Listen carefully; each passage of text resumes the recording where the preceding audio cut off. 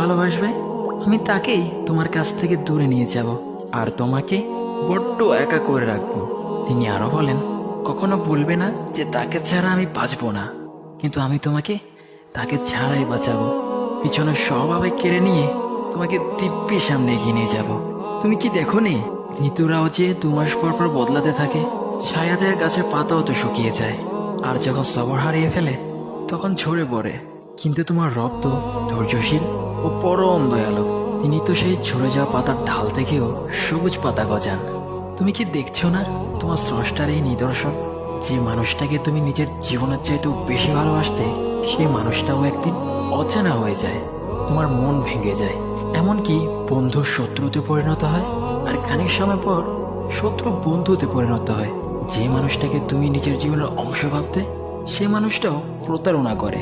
বুঝি না এত কিছু হওয়ার পরেও তুমি তোমার রবকে বাদ দিয়ে সেই মানুষগুলোর উপরই ভরসা করো, যারা তোমাকে প্রতিনিয়ত কষ্ট দিয়েছে।